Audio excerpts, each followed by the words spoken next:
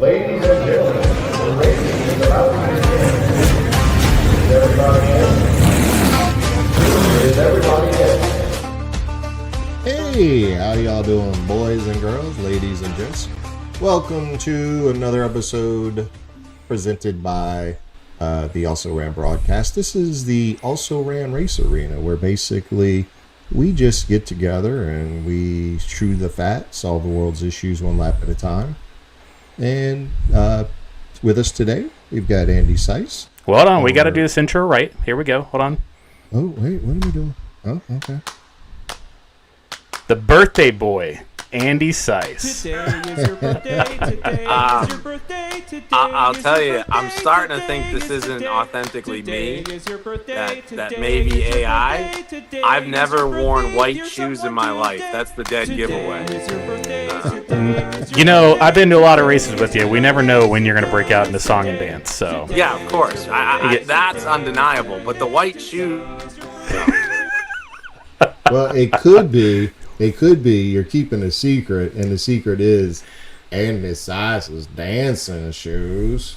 maybe that's what it is. Yeah, those. I've got a few different pairs of shoes. I'm on about my 35th pair of Vans Atwoods, black.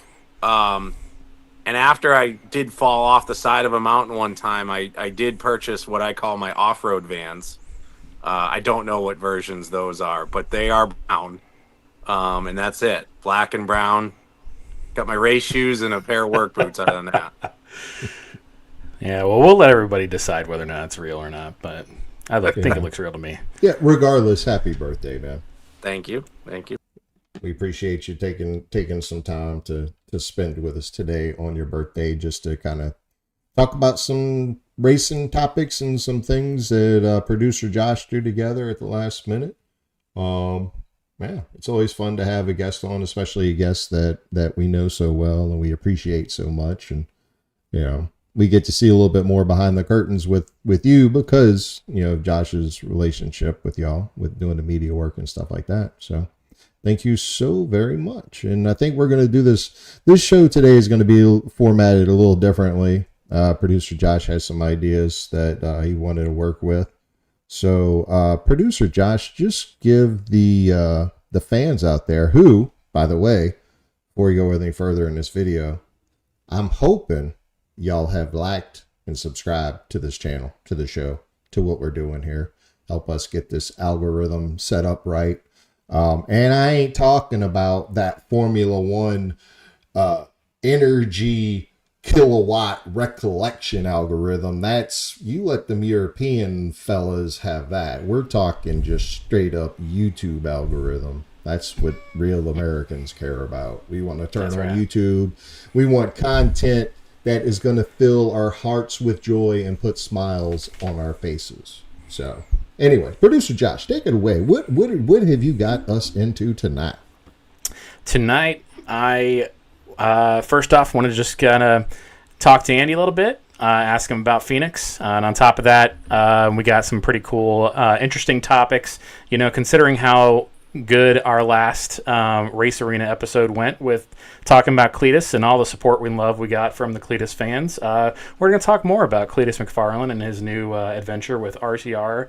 Wanted to talk about Hocevar and whether or not I heard this nickname a few weeks ago, and I love it, the Intimidante, and whether or not he is the Intimidante, if he really is the next version of the Intimidator that we have, and then I had one last question that I kind of wanted to throw you guys at the end, talking about memories. So yeah, so should be good. So Andy, man, tell us about the weekend in Phoenix. I know that, you know, not the result that you wanted, but definitely looked like we were going to have a good day. Yeah, Phoenix was just awesome. Just dream come true till it wasn't. You know, one of those, just like we designed it in our heads, right? It was going great. Andy J did a great job prepping. A lot of time on, we call it the simulator. I mean, it's iRacing. You know, we're a small team. We don't really have any fancy or manufacturer sim to go to. So it was kind of a day that was months planned ahead, we bought a new to us car from Rev Racing, and we had to go through it front to back. It was a successful chassis that led the last time it was out. It's won races, but it did crash the last time they ran it. So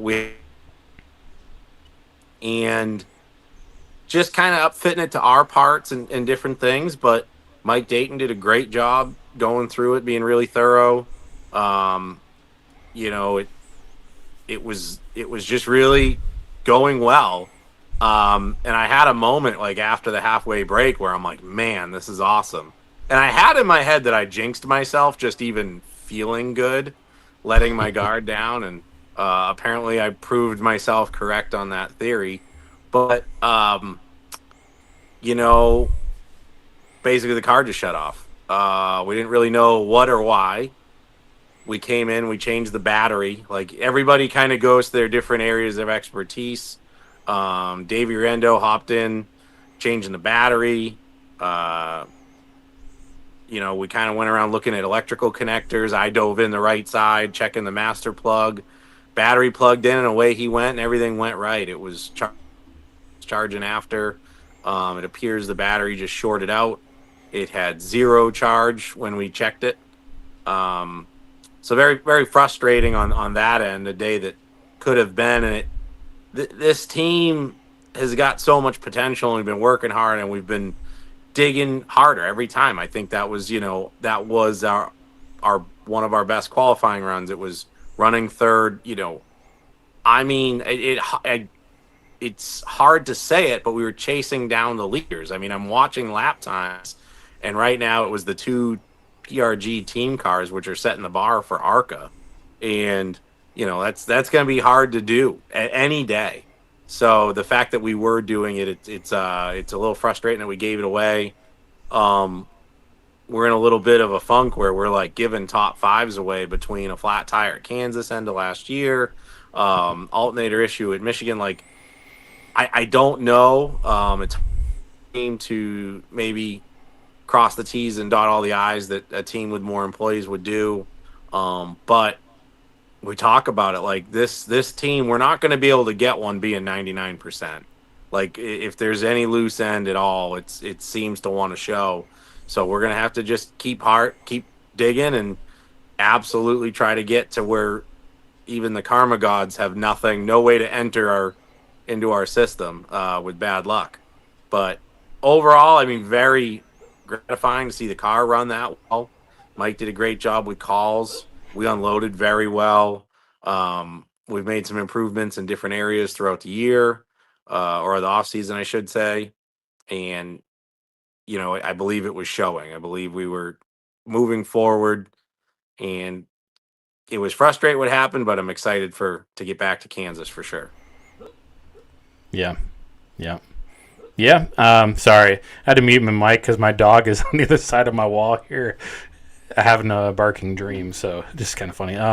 No, it's you know, something that Derek and I, you know, when he got invited out by you guys a couple of years ago, we did in the shoe show, and you know, he first brought to my attention, you know, the light of ARCA. You know, you got guys that are, you know, young proteges that are going to be sent up to Gibbs or wherever. Then you got guys that have just been, you know, racing and they're in their 50s. Then you got, you know, guys like Andy J and you guys and just, you know, friends and family all getting together, put the races together. It's so different in ARCA, and it's cool to see you guys like, being up, you know, in the top 5 or the top 3 when you got guys that are studying, you know, the data all week that you don't get to do that, you know. So you guys really have the cards stacked up against, and you're still able to pull some punches, you know. Yeah, it's I really like ARCA. Like you said, it's got kind of a wide variety of why people are there. You know, some people are developing to go the next level, and you just know they are. I mean, you know, kind of the trajectory that in today's racing world, if they can guarantee their own funding, stuff like that, you've got guys that are kind of gentleman racers and businessmen that love stock car racing and had enough talent to climb the ranks and be there. You've got people clawing and scraping just to be there, to say, hey, I don't want to run street stocks. I want to tour the country and be there. And it's all admirable. And one of my things, I absolutely revel in the role of being the little guy. And I like to say we're a real race team.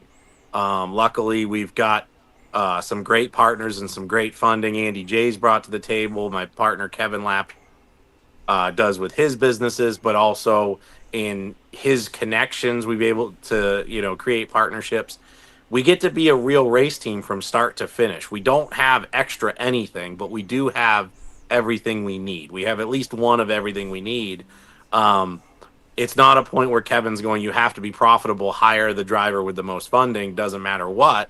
No, I get to look at every person on my race team and criticize them, because I don't have to be worried about them leaving and it shutting down the team. Like, we need to be better, and they do. I ask them to do the same to me, and I make mistakes, and we've all made mistakes, and we are a real race team. We compare notes from the last race and try to make them better. We try to build parts and stuff in the shop. It's funny. I remember one time I needed a spindle. And Mike Dayton had this exact spindle. Nothing else was going to work. And I probably spent hours that week going through used parts, piles of spindles, until I found it. And it's funny, I would have thought, like, when I'm not in the shop, we have added Jacob Perry, modified racer, to the shop, and which has been a huge help. But last year was just me and Mike. So you're talking 30 hours that he's the only one in the shop prepping cars. I'm going through piles of spindles. You'd think I would come back and he'd be mad because he did all the work. When I found that spindle, he almost smiled. And if you know Mike Dayton, that's a big deal. So he I was surprised that he was, not mad at me leaving all the work. And again, it sounds crazy, but it's a role that I really enjoy, making stuff work, making one out of two things people were throwing away or stuff like that. And we've got enough funding to do it right.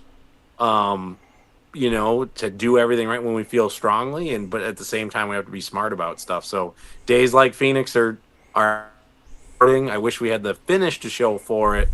I am definitely one of those guys that close only counts in horseshoes and hand grenades, but I can confidently say they knew we were there. I mean, I had the people we were chasing coming up to me and asking me what happened and shaking my hand, and they kind of know the hurdles that we go through as a small team too. So it makes it pretty special to have their, acknowledgement on that.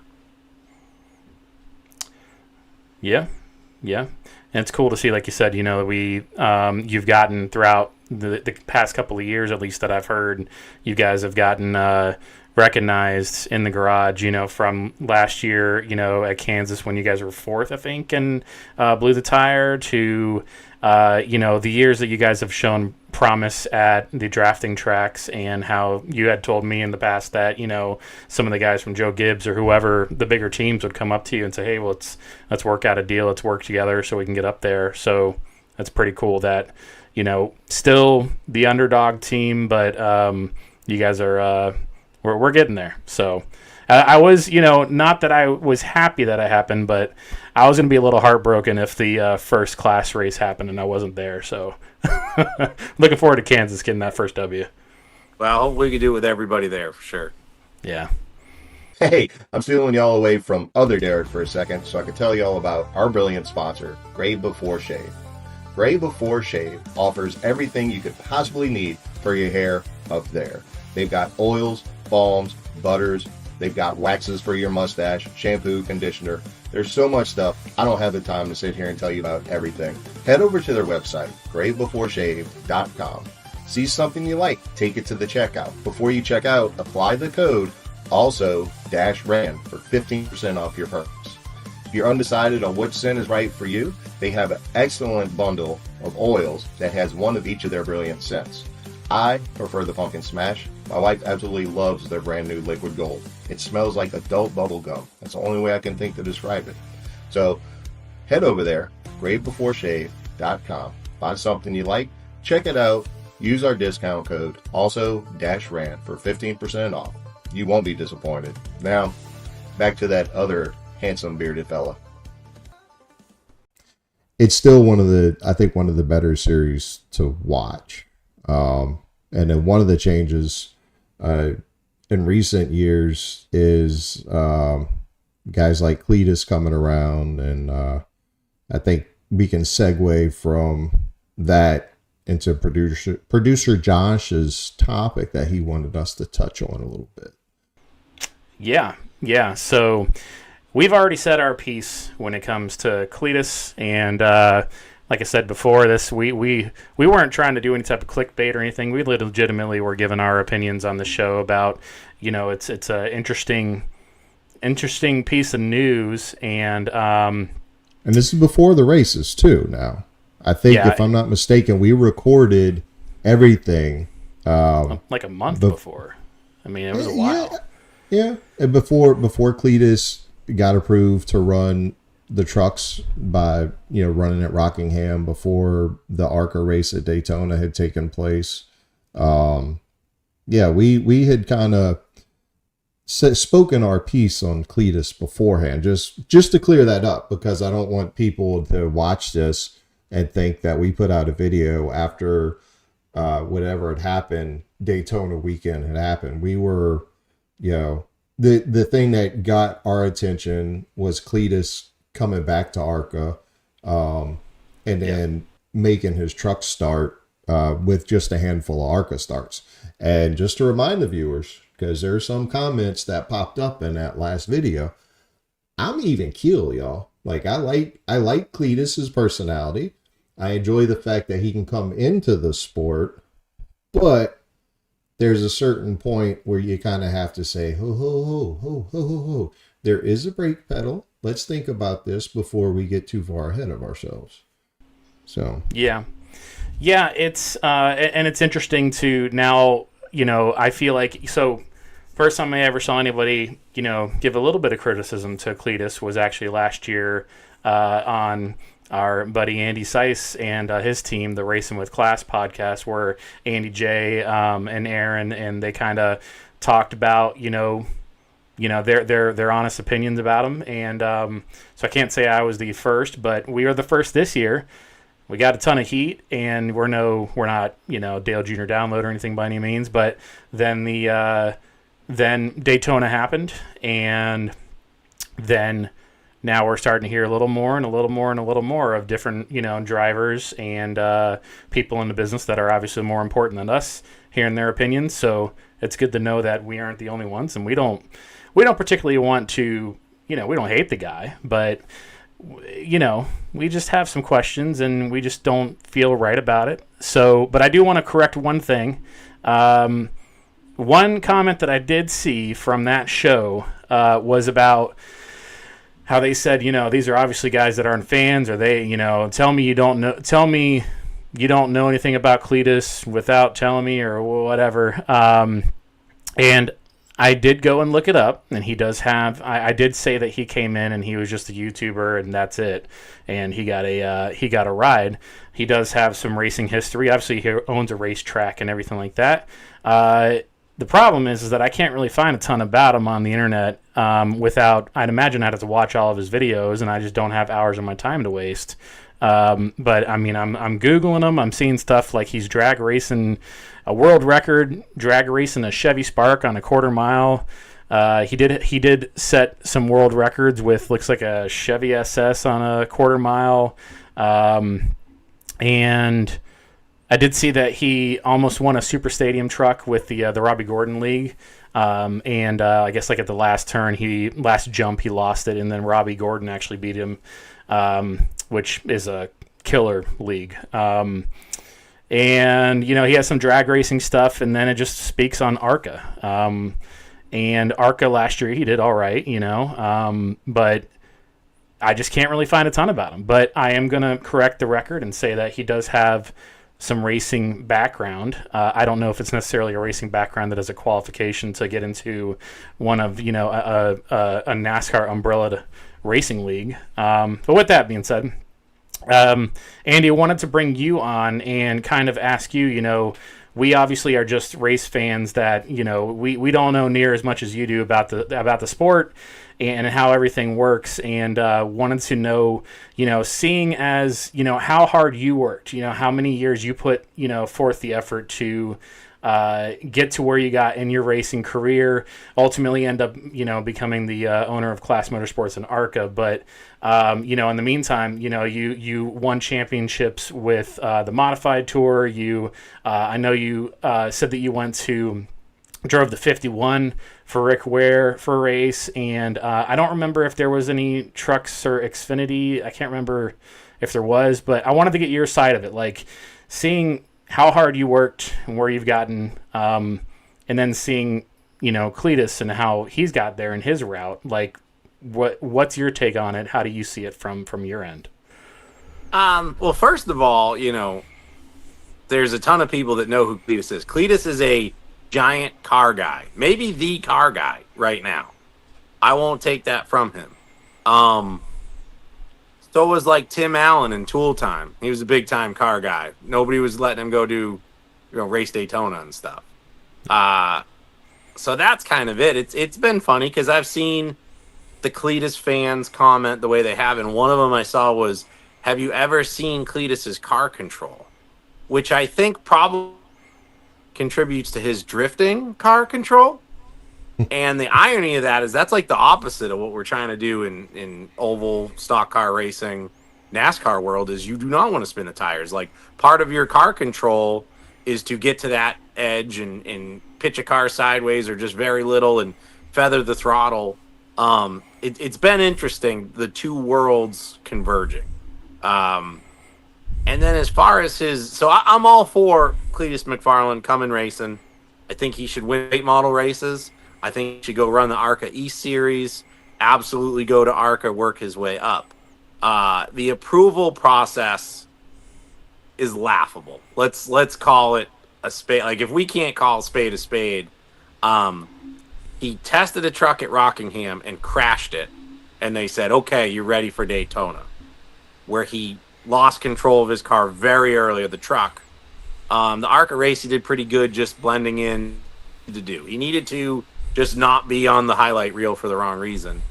And then the news of him going Xfinity racing is interesting, because that's going to be his toughest task. The ARCA cars, the trucks, have the highest downforce of those series. The Xfinity car is the least amount of downforce, I think, in all of NASCAR.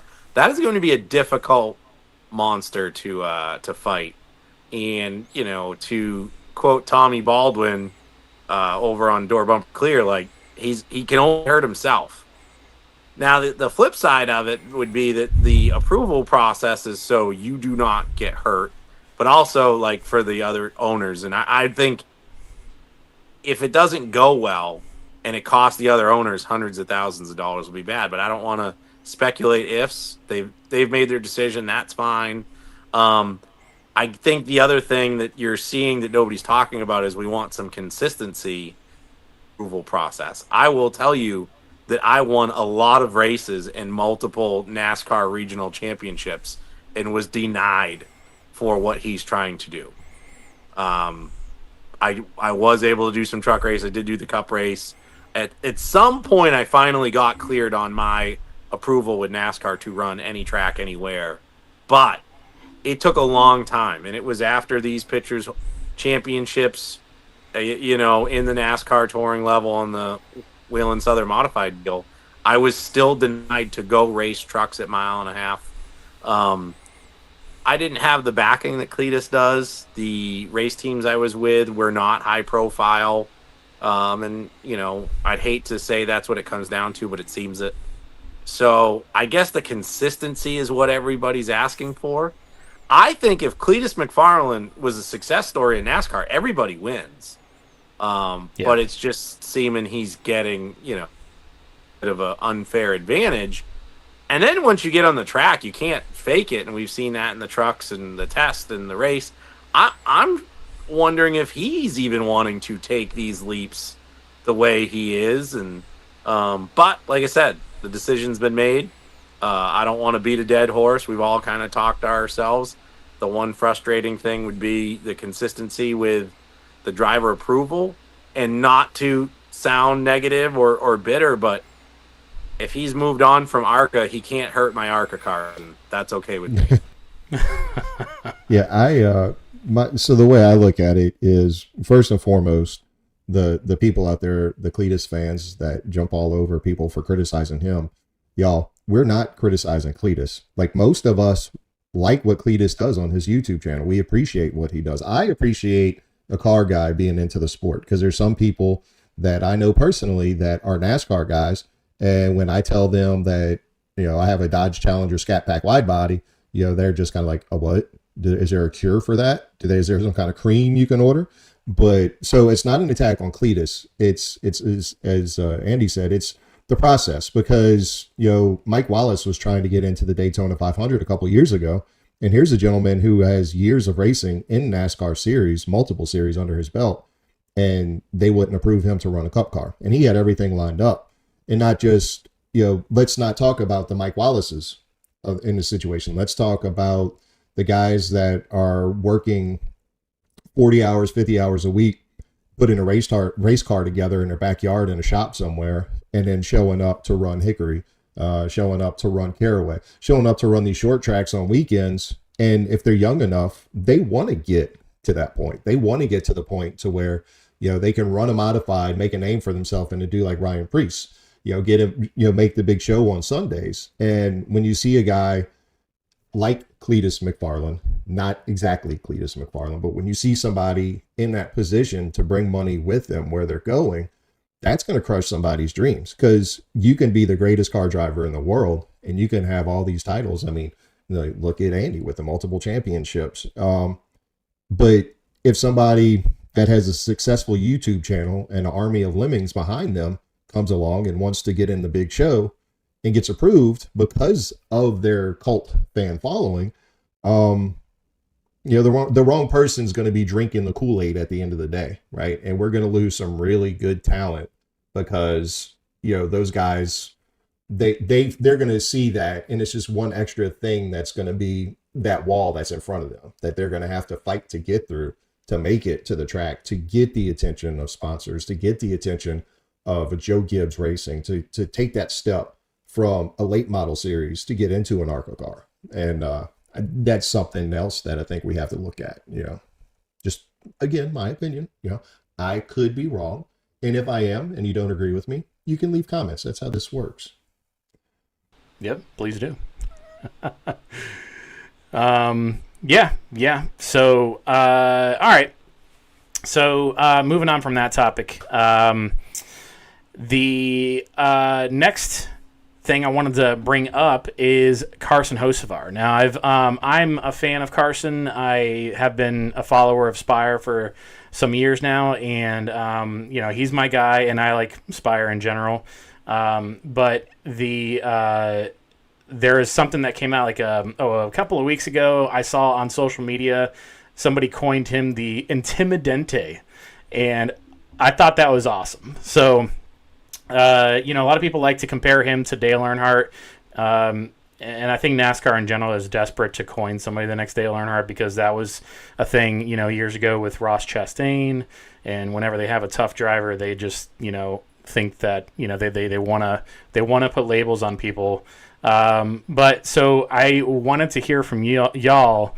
What do you think of Carson? Do you think he is truly our next Intimidator of the Cup Series, or do you have another opinion? Andy, we'll start with you. I want Carson Hocevar to win so bad. And that is, I am not a Carson Hocevar fan. But I do think he's what NASCAR needs. The personality, the side quest, flamethrowers, old street legal cars, all that. Like, I like all things Carson Hocevar. I like aggressive racing. But if you're not doing it to win races, you're kind of just preventing other people from winning races. And that's not a good look. So I would love Carson Hocevar to be the next Dale Earnhardt. So I think we already had the next Dale Earnhardt in Tony Stewart. But yeah, that's a different subject. No, I like all things Carson Hocevar.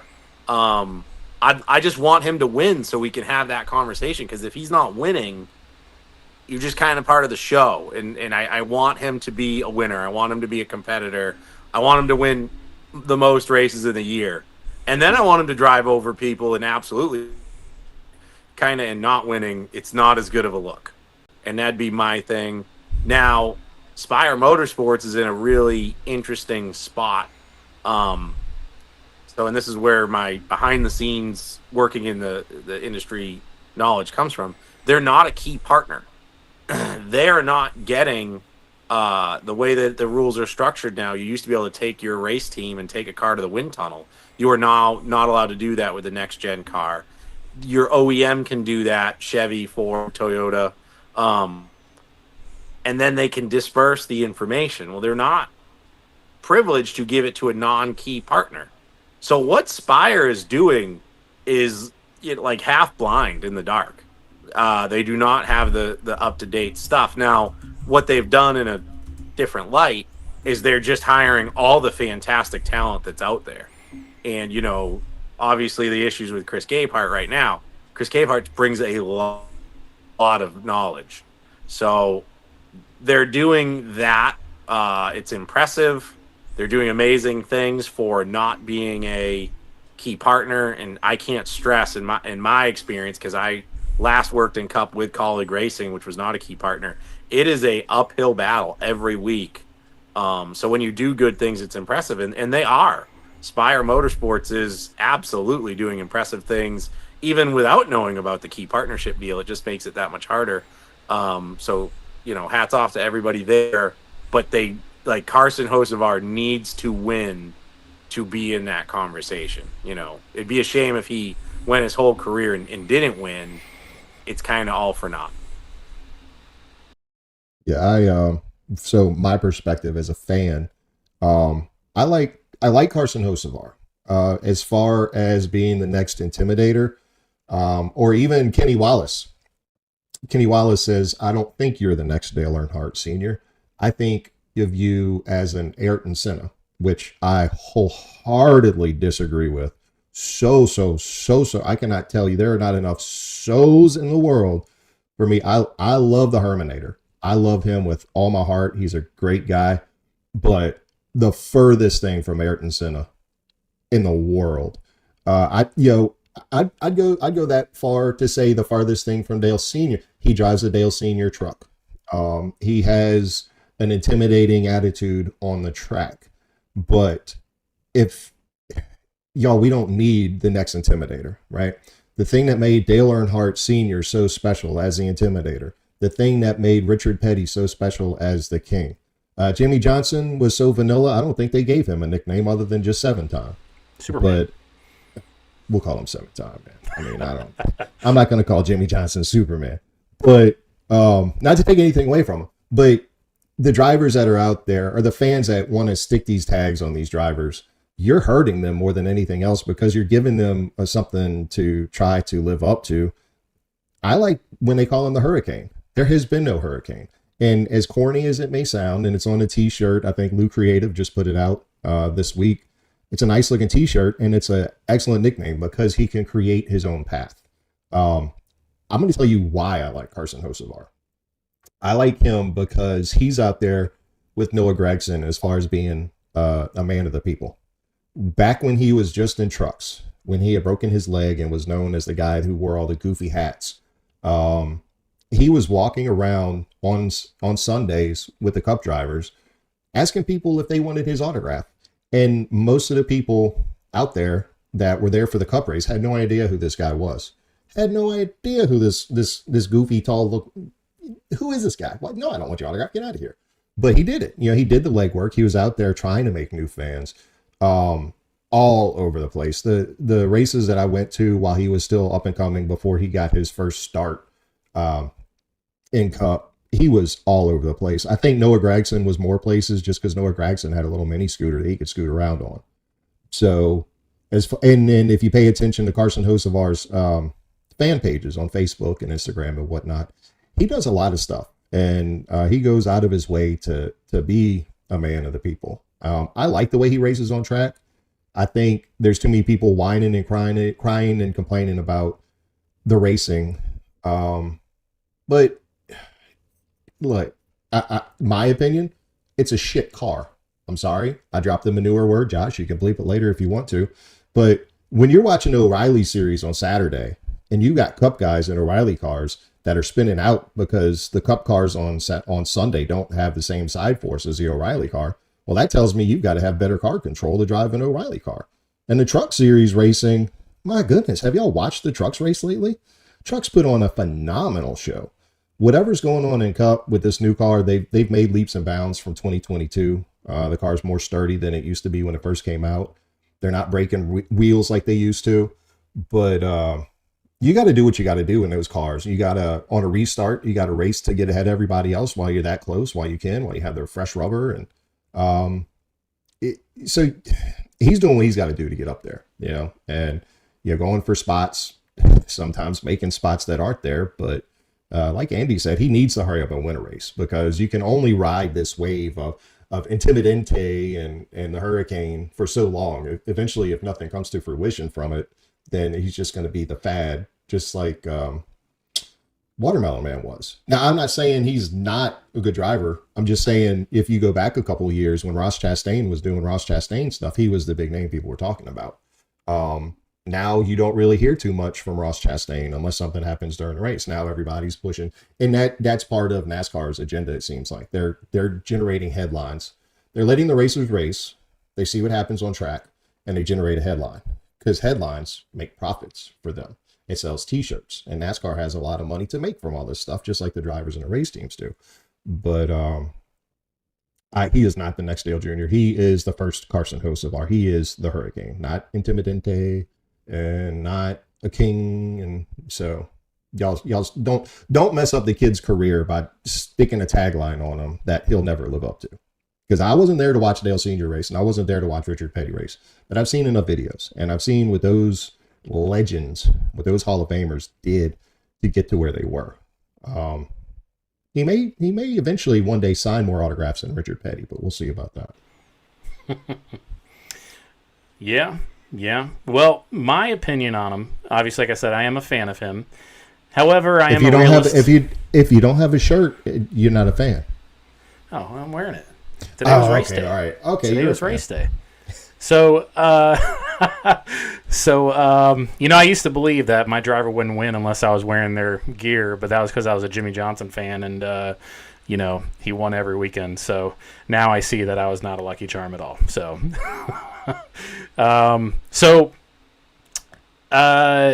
my opinion on him is I am a fan. I do like his mentality to a degree. Sometimes it's a little hard. I'm still somebody that, like the thing with a perfect example was with his thing with, I didn't even show it on TV, but his thing where he, on the outlap, he hit Carson Ware at Daytona. And, I really respect Carson Ware, and seeing that interview, and how Carson Hocevar reacted when Ware came up to him was exactly a perfect example of where I'm going to go with this conversation, is that I think just like Ross Chastain, who kind of slowed things down when Mr. H came knocking, I think Hocevar, although he could slow down a little bit, he could not be doing some of the things that he's doing. I think things are going to change one day when he gets punched in the mouth, because so far, we don't live in a day and age anymore that people like to get rough, and also NASCAR really, makes it undesirable with the amount of fines and things like that. But I watch him, and coming from, my point of view of, my career, I kind of study people a bit, and I see the nonverbal cues and this and that. When he gets approached, anytime he's getting approached by another driver, it's like he's like kind of backs away a little bit. He shows kind of that weakness, and then when that person goes away, then I don't know what's that guy's problem, and talks to the camera. And I think he's somebody that doesn't know what it's like to get punched, and I don't think he knows what it's like to get, pushed back. And it doesn't take much of a man to, to wreck somebody. They all have these, they all have the same, weighted missiles out there, and anybody can bully anybody in those race cars. When it comes to push comes to shove on, on track, I think that's something that NASCAR's really steered away from. And and then we have a lot of, it's a generational thing where now we have a lot of kids that, started in iRacing and didn't get the grittiness of, old school racing. So I don't know. I think eventually somebody's finally going to suck it up and deal with him. And I think he'll slow down. But with that being said, I'm still going to wear my stuff. I'm still a fan. There's just, certain things I see that I can't ignore. I think he will back down when it comes to push comes to shove. So we'll see. I hate to see how you talk about somebody you don't like, man. Hey, listen, I'm saying, hey, I think Andy J will hold his own. I'm okay with him. He'll be all right. So I'm gonna start pushing him in some fights out in the pit road sometime, But real quick, Andy, do you have any feedback for anything that either of us gentlemen said? Being that we are just fans and you are a team owner, operator, and championship driver yourself. No, although Josh did surprise me with the criticisms because of knowing he's a fan, which, maybe Carson Hocevar should go thank Spire Motorsports, because it appears that Josh, I know you got a soft spot for the Underdog because you hang out with us. So obviously Spire Motorsports kind of brought you to Carson Hocevar. But yeah. I think all three of us said, it's all good stuff, right? It's all good. Derek, to your point too, he's in the news, and he wouldn't have been in the news 30 years ago, 40 years ago for this, because it was just about where did you finish? Who did you race hard? If buddy for 20th, man, that didn't make any headlines. So he's lucky to be in the day and age, and he's doing a good job keeping his name in it. But at the end of the day, we're all kind of on the same thing where we're not losing sight of we're there to watch who's the fastest driver and who's the best team for the day. So that's got to be on your list of things to do. And like I said, I hope he does. I hope he goes out and wins 4 straight, so he's in talking about it. Then we'll really be having something to talk about. Mm-hmm. Yeah. And I hope when it comes, and because we have so many friends at Spire, I really hope he can get that first win at Spire. It would break my heart if he goes somewhere else and gets a win somewhere else. I mean, like you were saying, Spire, they're not in an underdog situation like Rick Ware is, but they are handicapped, compared to the other Chevy teams that are out there. So I think it'll be that much more meaningful, especially if it's under green flag race conditions. Not to take anything away from Justin Haley and his win at Daytona. A win's a win. You get the hardware, and it shows up in the record books. Unless you're Bobby Allison and you win a race at a certain racetrack, and NASCAR doesn't want to give you that race win unless they can make headlines off of them. NASCAR, read between the lines.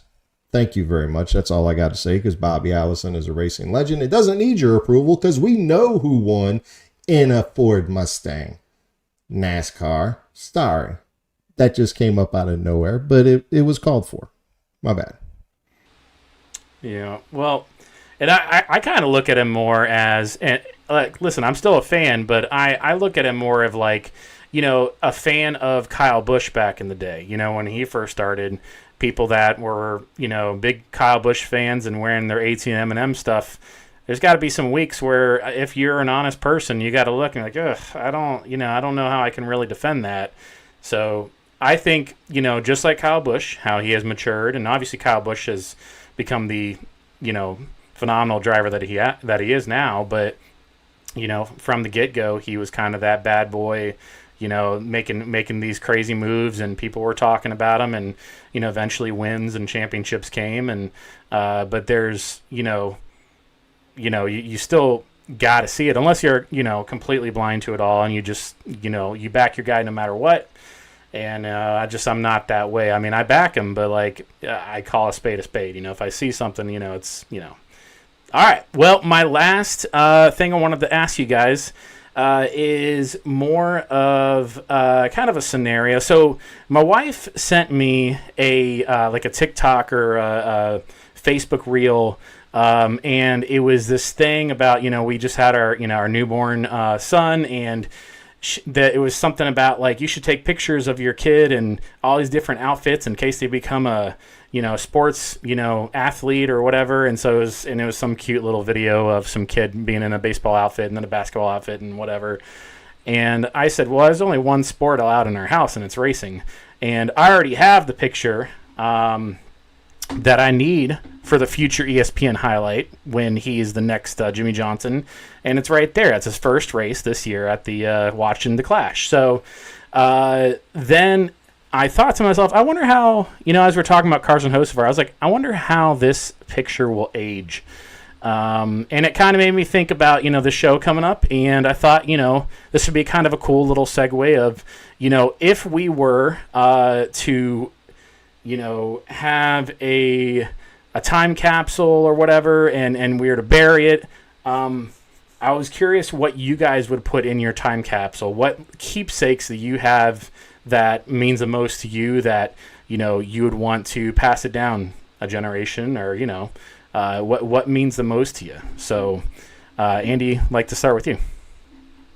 That's a great question. I'm not a very materialistic person, as I sit in front of my beautiful shop full of hundreds of thousands of dollars. But I gave away a lot of trophies at the end. I haven't kept a race winning trophy in a long time. And I'm not trying to score points here, but the one thing that I need to make sure is on display is the picture of mine and Jen's engagement at Charlotte Motor Speedway in Victory Lane, where we celebrated our first NASCAR Southern Modified Tour Championship.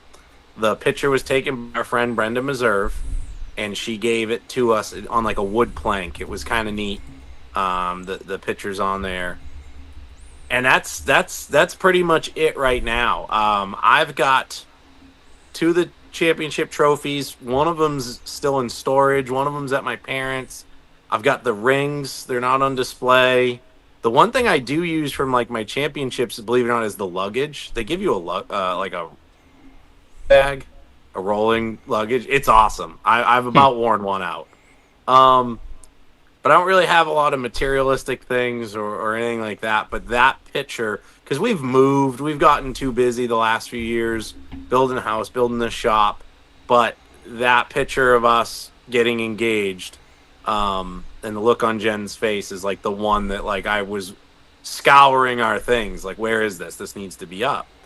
And it's kind of funny because she never actually said yes when I asked her to marry me. She got in shock. And I had to nod my head, kind of coach her, you have to answer Yes. me. But yeah, that would be it. I really like your picture there, watching the Clash. We've got pictures of Lyle was at Bristol Motor Speedway 3 days old. When we came home from the hospital, I was home for 45 minutes back. And then the next day, my mom and Jen drove. It's about a 3-hour drive. They said it took about 6, but that's really cool. But yeah, it'd probably just be that picture. I'm lucky to have some really neat trophies. One that's really neat is a guitar from Nashville in a modified race. Oh yeah.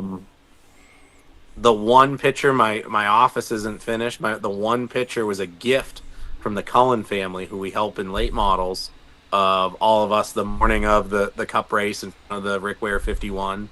That is the only picture in my office. That's why I had to move out here and not let you see just a white blank wall for a podcast. But so I'm getting there. It's a really good question. I maybe need to kind of dig some stuff up, but definitely that picture of Jen and I when we got engaged. Nice.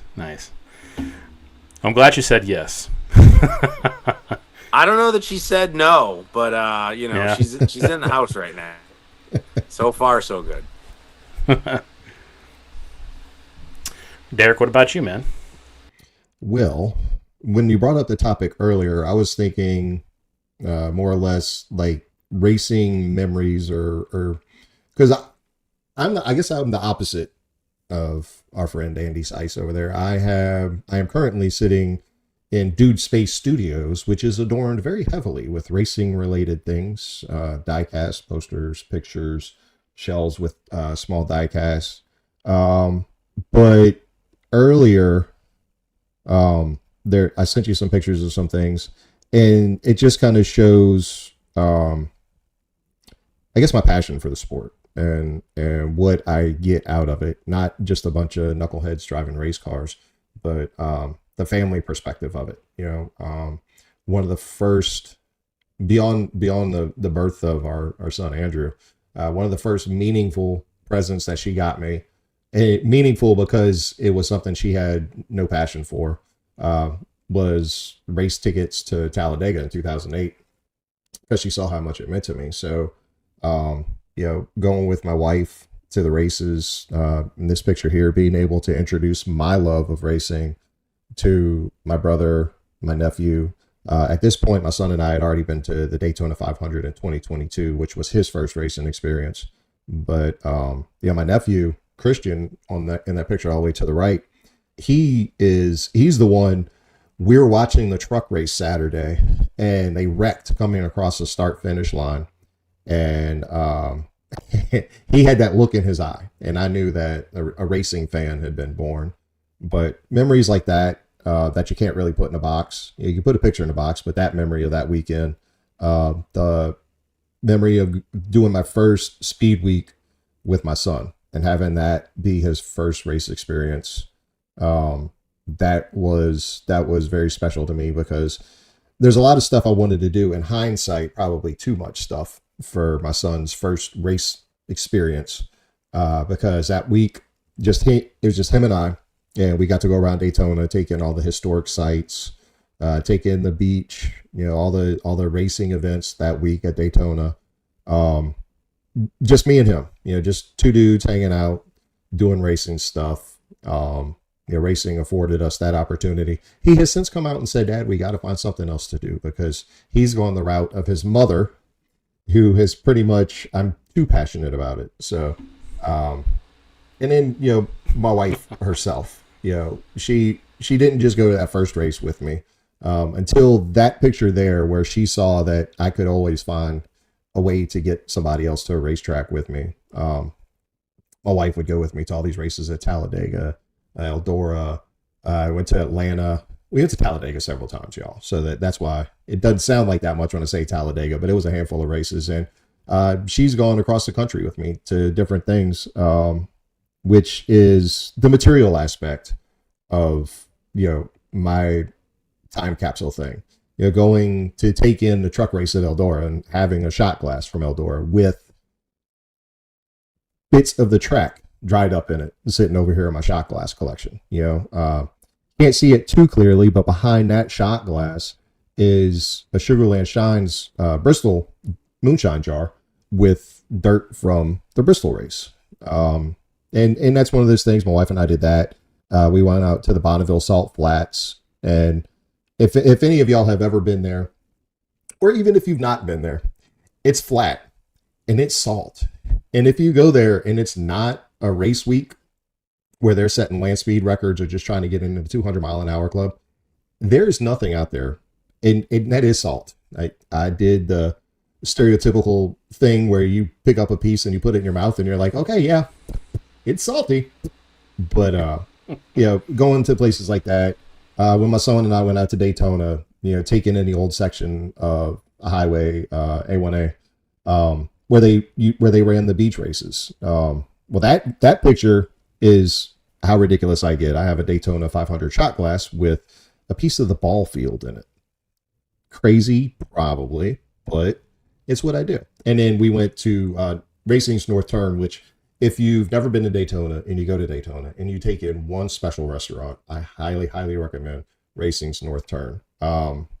You walk in and you don't know whether or not you stepped into a restaurant or you stepped into a Hall of Fame or a museum. There's racing pictures all around, bits of memorabilia all over the place. And I bought that.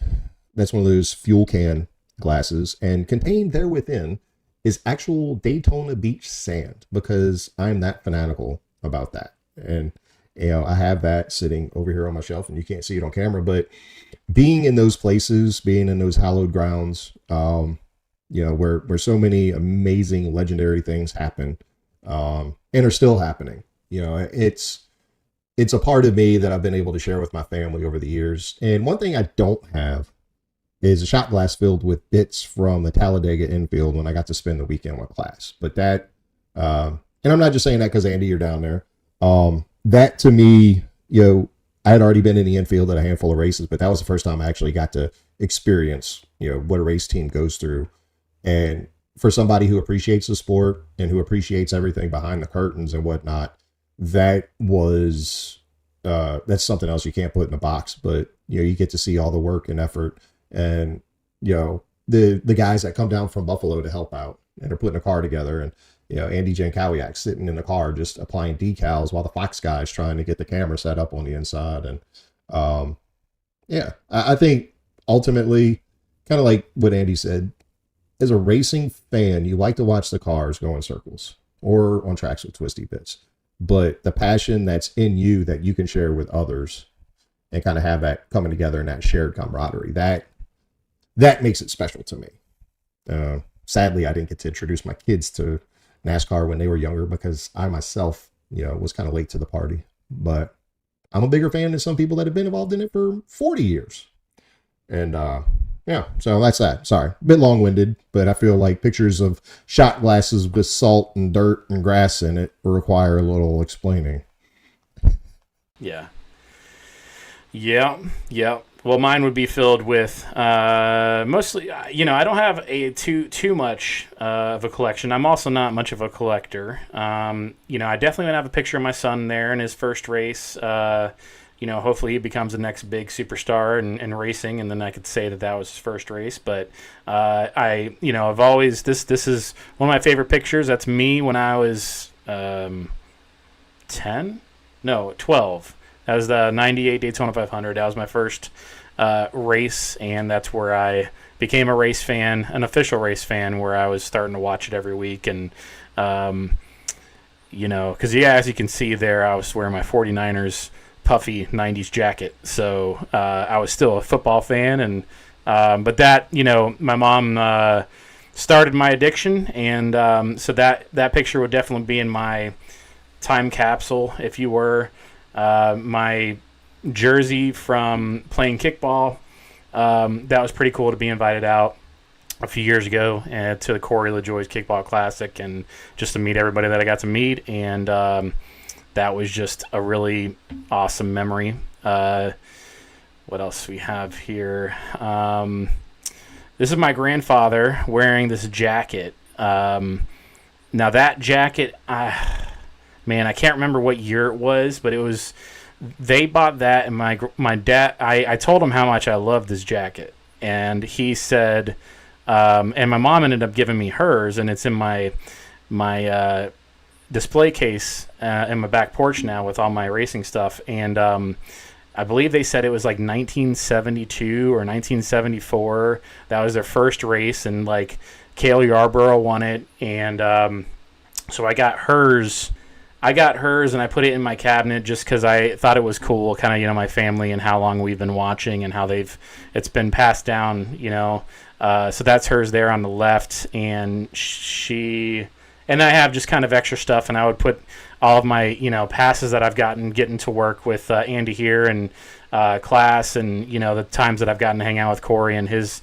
VIP opportunities, and, that just those little, and those are just plastic cars that mean nothing, but it's just, from a fan that never thought I would, have an opportunity to just have these memories. So it's pretty cool to have that. And I got other things. I got a Jimmy Johnson racing tire from Kansas that I bought, and I have a Corey LaJoie big, sheet metal on my back porch. But what really means the most to me is all my memories and, my, VIP passes that just come with memories and stories and what I could tell people about my experiences. And then, pictures and things like that. So, but yeah, so I thought that was kind of cool.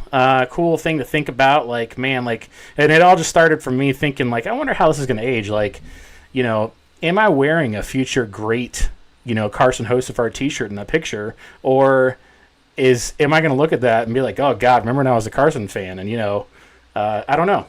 Will my son be a race fan? Who knows? I mean, we're definitely steering him towards that way. But yeah, so just thought it was an interesting conversation piece. And, yeah. So anything else, Derek? Yeah, there is one thing that I want to talk about. And y'all usually, so when we record these shows, one of the things we do differently compared to when we were doing the shoe show, producer Josh used to have a tight timeline and a rough draft of how he wants things to go. And this was this was in his ballpark. So I'll let him, organize everything and how he's going to toss it out to this, that, and the other. So this is off script, but I feel like it's something, as a passionate race fan, who's been behind this thing as much as I can be from a long distance. I want to talk about what is going on at Greenville Pickens Speedway. I don't know that much about it other than the fact that it is and I've mentioned it in previous episodes that we've done, it is a tremendously historic track. I think it is the second oldest track out there. I could be wrong on that. We may come back and do another episode where we just talk about Greenville's Pickens and the legends that ran there and everything. But while we have someone of racing significance on the show, and while we were talking about, when I was talking about the different, bits and pieces in my shot glasses from racetracks across the country, I just want to bring that up because, and Andy, this is where I'm confused because I see a situation like with North Wilkesboro, where things came into place where Dale Jr. went there with Marcus Smith to scan it for iRacing. Supposedly no plans beyond that. They just wanted to get accurate scans so when the track was actually gone, they could it could still exist like tracks like Ontario and California, and Auto Club Speedway, which is now gone. Tracks like Riverside in California, which used to open the NASCAR season. All those tracks only exist now in iRacing. So they went there to scan it for iRacing. And the next thing you know, there's such a buildup behind it. We're racing there. And this year they deservingly get a points race. I don't know why, following Greenville Pickens Speedway and what's going on there, the multiple different owners, and I don't know the specifics behind it. It's troubling to me to know the history of that track, to know that Ralph Earnhardt won there. And you really haven't heard much from Dale Jr. until, I want to say, late last week, maybe midweek. And then, they went back, they asked Josh Berry about it. So it's like, I feel like it's kind of late in the game for these people to start, putting their 2 cents in, knowing that, I don't know, do you know what it would take to save the track, or are you familiar enough with the situation over there? I'm not. In reality, I was fortunate to race there in 2007. I've been there. It was a very difficult track, somewhere that's very gratifying when you have a good run. Very flat, very worn out. I know after I ran there, they did pave the turns to hope to promote the racing, to get more people there, but I don't know. I don't know if it's just far enough out of the Mooresville, Charlotte area that it didn't get the attention. Unfortunately, one piece of information I do have is that most of the parking lots already been sold and developed. So if somebody had a solution tomorrow to rent the track and promote it, I'm under the impression parking may be an issue. So I don't know if it's too little too late. But as far as why North Wilkesboro got the attention and this didn't, maybe just because North Wilkesboro had cup racing more recently. You know, New Hampshire Motor Speedway stole one of North Wilkesboro's dates. Bob Bear, who was a hero up our way for bringing NASCAR to New Hampshire and all that, probably doesn't get the welcome at North Wilkesboro as far as Wilkes County and the residents there that he would in New Hampshire because of taking the date there. So I'm glad to see North Wilkesboro back. I don't know on Greenville Pickens why it doesn't have that emotional connection as much. It's definitely neat, like you said, the names on the walls of the heroes and legends that have been there. You know, I don't know. Unfortunately, I'd love to see all these tracks get saved, right? I love old tracks. I love the history. I don't like newly paved tracks. I like ones with character that are falling apart with cracks and roughness and all that. But there's the other side of that. I'm in the business of competition and I am in the business of performance.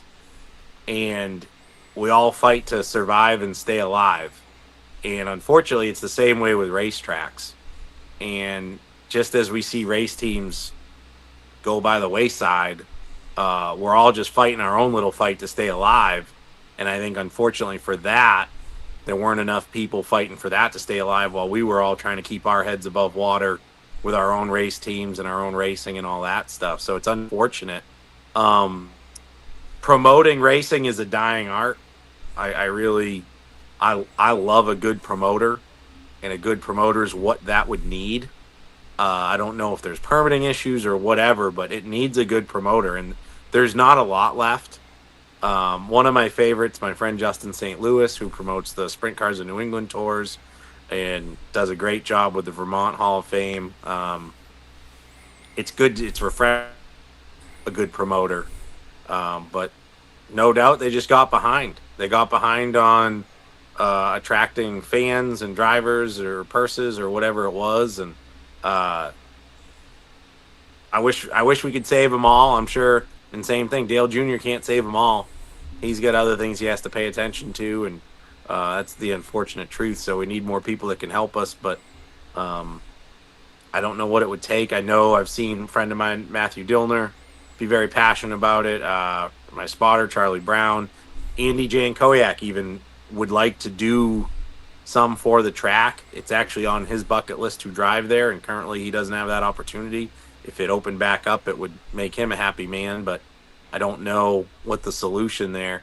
It's amazing, when I moved to North Carolina, most lunches, and in New Hampshire it was a half hour, quick, eat your lunch, get back to work, where the lunch out is an hour in North Carolina, in places where there's nothing around. So it takes a while. You got to go into town if you're going to eat. And you sit around talking about what's going to save racing. And it's because you're sitting next to racers, you're around racers that work at different teams. And some of the ideas work. Some of them you see racetracks make a great resurgence. And I hope Greenville Pickens does. But it's going to be an uphill battle from what I understand. It's just, me, being new to the sport, not coming into it till 2004. But one of the things I do when I'm passionate about something is I look up the history on it and I do a deep dive. And, there's so many tracks back in the day that no longer exist. And realistically, they couldn't, like we touched on.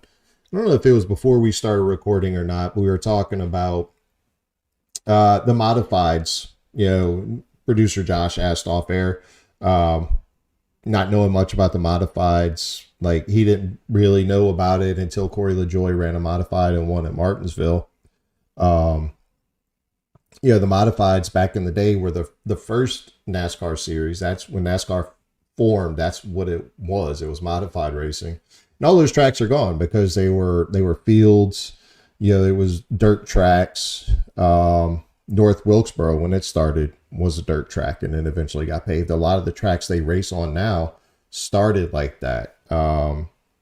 And it would just, to see a track like Greenville Pickens with the historical significance, it was the first racetrack to have a flag to flag coverage of a NASCAR race. And that in itself is, depending on who you talk to, I guess, is it that significant or is it not? But then again, you go, based on what you said, you race there, and to be successful there with the type of track it was, I think that's the kind of tracks we need, and I'm not saying bring cup cars there or whatever, but if you can give a late model driver or somebody who we just became familiar of, Minnie Tyrell, and people in his situation running the Cars Tour races, and like give people more hickory speedways to run at, where the legends of yesteryear cut their teeth, the racetracks those guys called home. I feel like that would add more authenticity to what you're seeing, because if you tell somebody you ran at, I'm not sure if Kevin Harvick's Kern Speedway is a track that, because he ran at a track at home in California, in Bakersfield, and I'm not sure if the track was in danger and it got demolished, or if that's the one that he raced at and he saved it. But tracks of significance like that, I think, is what we need. And the fact that Greenville Pickens is still out there in the condition it's in, and you look at a brand new track like Auto Club Speedway and Chicagoland that we're just now getting back to after a couple races, street races that should have had open wheel cars on it, not stock cars. It was a great show, but street courses are for IndyCar, and I'm going to leave that at that. But these NASCAR goes through a phase of getting ahead of themselves, and they have these tracks like when Texas came out, when Texas was built, Texas got the other date for North Wilkesboro. And a lot of people in North Wilkesboro were upset about that. And, there was talks about, before the new car ran there and they got a feel for the new car at Texas, there was talks about maybe doing a reconfiguration like they did at Atlanta. So I think something needs to happen with Greenville Pickens. And I'm not necessarily saying somebody with lots of money or clout needs to get involved, but it would help to at least have more drivers with recognizable names, kind of help get behind the movement. And there's been so many town hall style meetings where the city council sits down and they listen to people, talk about why the track needs to stay open, what the track could do. I think if we got some drivers to show up and speak up for the track, and, to what you said, Andy, about promoters, get a good promoter out there. The Humpy Wheelers of yesteryear are gone. Maybe it's because I'm not that involved with the sport behind the scenes. I can't tell you any tremendous promoters that were doing the job like Humpy Wheeler did. But I just wanted to touch on that. And I didn't mean to add an extra 20 minutes to the show, Josh. I apologize, sir. But You never did. It was something that I've been keeping up with on Facebook for the past several years, because it has been a long ongoing battle. And I don't know, with some of the parking area being sold off and the development, I think they're widening a highway, and that's taken away from some of the room. It's getting to be more and more of a reality that track may not be there tomorrow.